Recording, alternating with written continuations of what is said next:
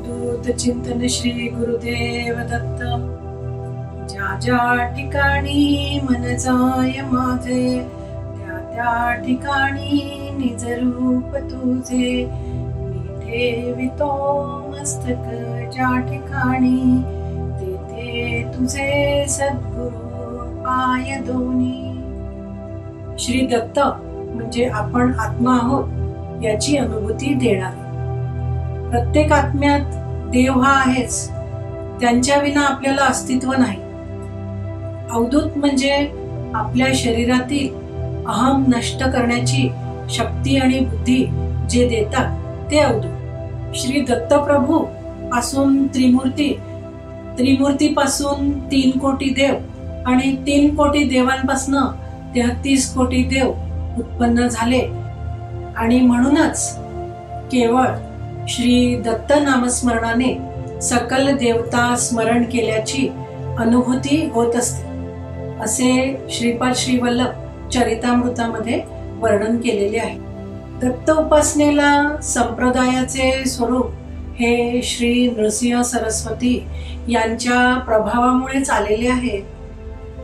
श्री श्रीपाद शास्त्री किंजवडेकर यांच्या समर्पक शब्दात जर आपण म्हटलं तर ही प्रवृत्तीची गंगा, निवृत्तीची यमुना आणि ज्ञानाची सरस्वती यांचा सुंदर त्रिवेणी संगम आहे। श्री दत्तप्रभू यांनी मनुष्य रूपात घेतलेल्या अवतारांची काही प्रमुख दत्तक्षेत्रे आहेत। उदाहरणार्थ नरसोबाची वाडी, गिरनार, गाणगापूर, लाडकारंजा अशी प्रमुख ठिकाणं आहेत जिथे पादुकांचे पूजन केले जाते। दत्त संप्रदायामध्ये मूर्तीपूजेऐवजी चरण पादुकांना जास्त महत्व दिलेले आहे। काही ठिकाणी चल पादुका तर काही ठिकाणी अचल पादुका आहेत। काही ठिकाणी मानवी आकारांच्या तर काही ठिकाणी वेगळ्या आकाराच्या पादुका आहेत, त्यांना असा विशिष्ट आकार नाही। जणू काही या पादुका आपल्याला निर्गुण तत्वाकडे घेऊन जात आहे असे दिसून येते। गुरुपादुका हे शिव आणि शक्ती याचे प्रतीक आहे। डावी पादुका हे शिवस्वरूप, ईश्वराची अप्रकट तारक शक्ती आणि प्रेमाचे प्रतीक आहे। तर उजवी पादुका ही शक्ती स्वरूप, ईश्वराची अप्रकट मारक शक्ती व ज्ञानाचे प्रतीक आहे। आपण नमस्कार करताना पादुकांच्या पुढच्या भागावर डोकं ठेवून नमस्कार करावा असे म्हटले जाते। सत्पुरुषांची सर्व दैवी शक्ती ही त्यांच्या चरणामध्ये एकवटलेली असते। त्यांच्या चरण स्पर्शाने, कंपनाद्वारे ही शक्ती आपल्यात आत्मसात होत असते असा दत्तभक्तांचा अनुभव आहे। गुरुपादुका हे विजडम, नॉलेज आणि एनर्जी म्हणजेच सुज्ञपणा, ज्ञान आणि ऊर्जा याचे स्रोत आहे। म्हणूनच अनेक दत्तस्थानामध्ये दत्तमूर्ती ऐवजी दत्तपादुकांना फार महत्वाचं स्थान दिलेलं आहे। मूर्तीपूजेऐवजी भगवंतांच्या चरणांची सेवा केल्याने धर्म, अर्थ, काम, मोक्ष हे 4 पुरुषार्थ प्राप्त होतात असे भागवतात वर्णन केलेले आहे। आता आपण पादुका या शब्दाचा शब्दशः अर्थ बघूया। पा म्हणजे रक्षण करणे, दू म्हणजे जळून जाणे। जर सतत गुरुची उपासना, जप, चिंतन करत असाल तर आंतरिक आणि बाह्य जगतातील अपायकारक आणि नकारात्मक प्रवृत्तीही हळूहळू जळून जातात। का म्हणजे चमकणे। पौराणिक काळापासून मानले जाते आहे की गुरु हे आपल्या शिष्यासाठी एक ऊर्जा आणि ज्ञानाचा स्रोत आहे। हे सर्वश्रुत आहे की सत्पुरुषाच्या डोक्याभोवती पांढरे वलय असते। हे आपण बऱ्याच ठिकाणी बघतो। त्यांच्या डोक्याभोवती हे जे पांढरे वलय असते ही म्हणजे डिव्हाइन शक्तीचं प्रतीक आहे। त्यांच्या शरीरातून ही ऊर्जा डोक्यापासून पायापर्यंत वाहत असते। जेव्हा आपण दत्तगुरूंना किंवा पादुकांना वाकून नमस्कार करतो तेव्हा आपण काय करतो, तर आपण दोन्ही हात हृदयाजवळ जोडतो, डोकं खाली टेकवतो आणि प्रार्थना करतो. त्यावेळी आपले पाय हे जमिनीला टेकलेले असतात आणि प्रार्थनेच्या वेळी शब्द जेव्हा आपण म्हणतो तेव्हा श्लोक उच्चारण करताना आपली आपोआपच जीभ टाळूला लागते. आता ह्या सर्व गोष्टींचे आपण थोडं विश्लेषण करू. संपूर्ण सृष्टीत एकच भगवत चैतन्य आहे. सर्व शक्तींना एकत्रित करणारी मूळ शक्ती म्हणजे त्रिमूर्ती दत्तगुरूच आहे. विश्व चैतन्यापासून प्रवाहित सूक्ष्म स्पंदनामुळे आकर्षण किंवा विकर्षण निर्माण होत असते, असे श्रीपाद श्रीवल्लभ चरितामृताच्या अध्याय 4 मध्ये नमूद केलेलं आहे. सर्व प्राणीमात्रांमध्ये चेतना ही असतेच. आता ही चेतना आपल्याला कुठून मिळते, तर मानवाला 3 प्रकारांनी प्राणशक्ती किंवा चेतना मिळते.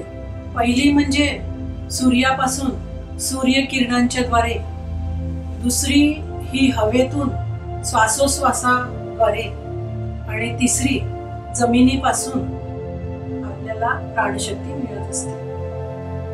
उदाहरणार्थ आपण जेव्हा हिरव्या गवतावर चालतो तेव्हा आपल्या मनाला आणि डोळ्यांना शांतता अनुभवते. आपले शरीर म्हणजे फिजिकल बॉडी. फिजिकल बॉडीला चेतना ही असतेच. फिजिकल बॉडी आपल्याला डोळ्यांनी दिसते. हे सर्वश्रुत आहे की आपल्या शरीरामध्ये 7 प्रकारचे चक्र असतात आणि 3 प्रकारच्या नाडी असतात, इडा, पिंगला आणि सुषुम्ना. आता आपल्या मज्जारज्जूमधनं, मज्जारज्जूच्या खालच्या भागातनं नाडी आणि चक्रांच्या मधून ही चेतना आपल्या मस्तकापर्यंत प्रवाहित असते. हे सर्व आपल्या वेद उपनिषदांमध्ये वर्णन केलेले आहे. आता मातेच्या गर्भामध्ये आपला भौतिक शरीरामधला सगळ्यात पहिला भाग मज्जारज्जू किंवा मेरुदंड हा अस्तित्वात येतो आणि त्यानंतर बाकी शरीराचे भाग म्हणजे हात, पाय वगैरे हे अस्तित्वात येतात. कारण याचं स्पिरिच्युअली जर आपण विचार केला तर भौतिक शरीराचा मेरुदंड हा एक स्तंभ आहे आणि सर्व प्रकारच्या ऊर्जेचा हा मुख्य स्रोत आहे. म्हणूनच मातेच्या गर्भामध्ये मेरुदंड हा सगळ्यात पहिले अस्तित्वात येतो. मानवी शरीराला एक बाह्य आवरण पण असते. शरीराचे बाह्य आवरण म्हणजे ऊर्जा शरीर. यालाच बायोप्लाझ्मिक बॉडी असे पण म्हटले जाते.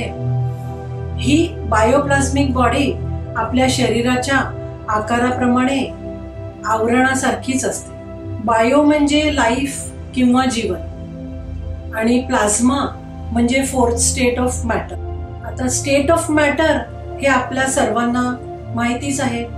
सॉलिड, लिक्विड आणि गॅस अशा 3 प्रकारच्या स्टेट ऑफ मॅटर आहे.